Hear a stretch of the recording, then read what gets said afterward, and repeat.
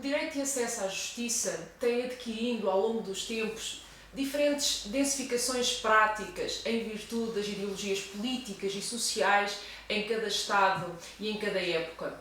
Os meios de resolução alternativa de litígios hoje estão abarcados no conceito de direito de acesso à justiça, porque o direito de acesso à justiça não é hoje apenas o direito de acesso aos tribunais, mas o direito de acesso às formas de resolução de conflitos adequadas a cada conflito e a cada cidadão.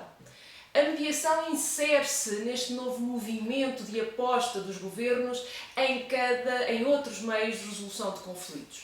E ela é também a resposta aos anseios dos cidadãos que, no âmbito de uma revolução ptolomaica, chamam a si a resolução dos seus próprios problemas. Ainda que coadjuvados por um mediador, os cidadãos constroem por eles próprios a resolução do seu conflito.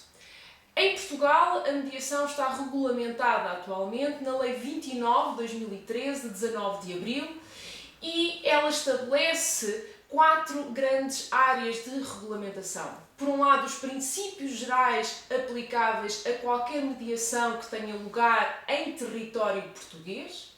Por outro lado, algumas regras relativas à mediação civil e comercial.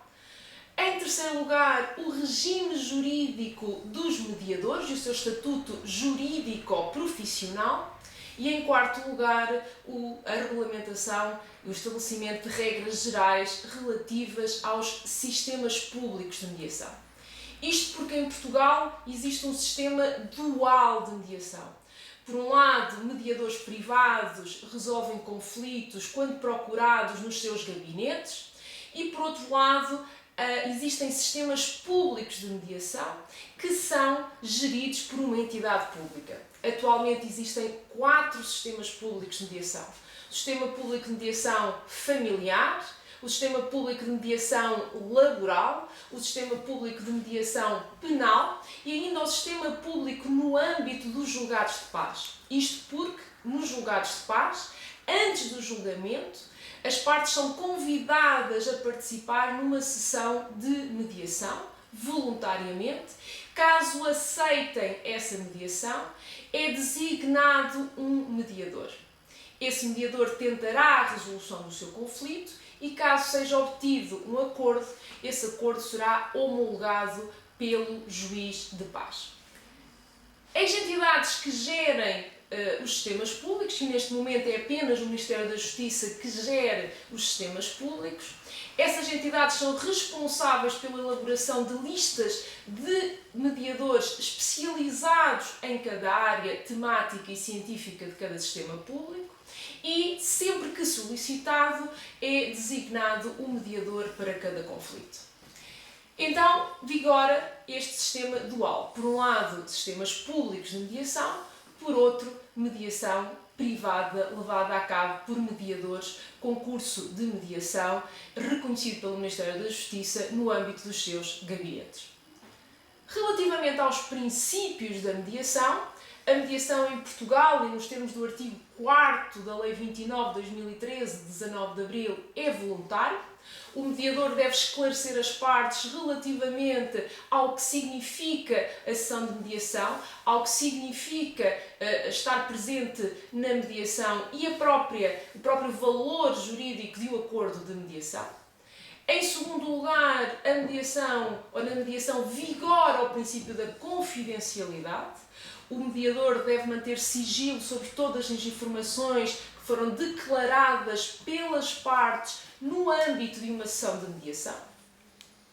Depois, a mediação deve ainda vigora ainda na mediação os princípios da igualdade das partes. O mediador deve dar as mesmas oportunidades às partes nas sessões de mediação.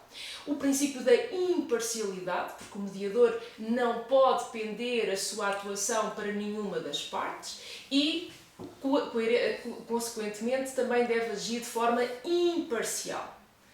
Vigora ainda o princípio da competência e da responsabilidade nos termos do artigo 8º da Lei 29/2013.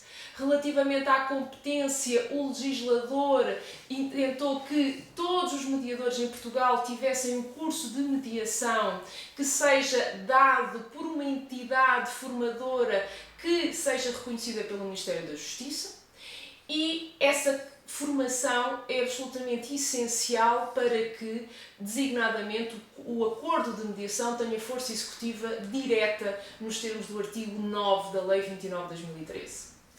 Por outro lado, e relativamente à responsabilidade, o artigo 8º, número 2 da Lei 29 de 2013, estabelece que as partes podem intentar um processo em tribunal relativamente a possíveis danos que tenham sido causados pelo mediador por más práticas profissionais, designadamente por violação dos princípios gerais da mediação.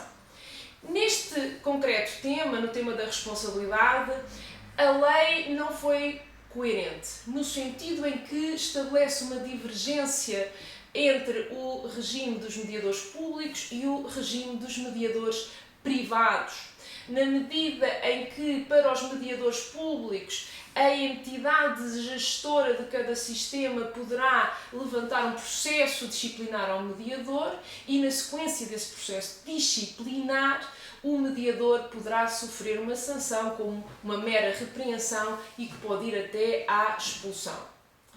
Para os mediadores privados, o Ministério da Justiça prevê, de alguma maneira, um processo similar, mas as sanções não são iguais. Caberia, neste ponto, estabelecer um regime uniforme, com o mesmo tipo de sanções e com o mesmo tipo de processo levado a cabo por uma mesma entidade. Este concreto ponto coloca de alguma maneira, a importância de um colégio de mediadores ou de uma ordem de mediadores. É absolutamente essencial que o poder disciplinar seja levado a cabo pelos próprios profissionais, que conhecem as legis artis da profissão e que, nesse sentido, poderão melhor avaliar a prática que é considerada pelos mediados como violadora dos princípios da mediação ou da lei de mediação. Por fim, resta-me apenas salientar a questão da efetividade do acordo de mediação. E em Portugal vigora também neste aspecto um sistema dual. Por um lado, os acordos de mediação podem ter força executiva direta nos termos do artigo 9 da Lei 29 de 2013, designadamente se estiverem verificados os 5 requisitos: ser a matéria objeto do acordo mediável, as partes terem capacidade, terem sido respeitadas a ordem pública e o mediador ter formação reconhecida por uma entidade que foi reconhecida também ela pelo Ministério da Justiça. Há casos em que as partes podem optar pela homologação do acordo, num processo especial que corre termos no Tribunal Judicial, ou há casos ainda em que a homologação é obrigatória, como acontece no âmbito dos julgados de paz, em que o acordo de mediação é obrigatoriamente homologado pelo juiz de paz, ou casos de acordo de mediação familiar que envolvam menores e esse acordo relativamente às responsabilidades parentais tem que também ser homologado. A homologação tem uma vantagem processual, na medida em que o acordo homologado é equivalente a uma sentença judicial.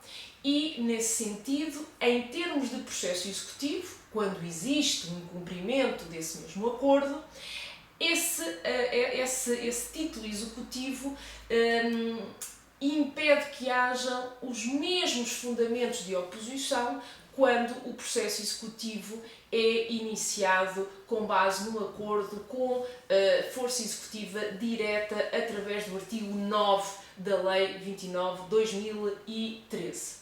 De todo modo, é de elogiar a possibilidade do acordo de mediação ter força executiva direta, porque é através desta força especial e força executiva especial que poderemos equiparar a mediação e dar-lhe o mesmo valor de efetividade igual ou semelhante aos tribunais. Ou seja, poderemos equiparar a mediação como uma forma de resolução de conflitos efetiva, com garantias de imparcialidade e de transparência. A mediação é uma forma de resolução de conflitos que garante o direito de acesso à justiça. A sua regulamentação é essencial para que ela seja implementada e para que cada vez mais os cidadãos possam recorrer a este meio de resolução de conflitos.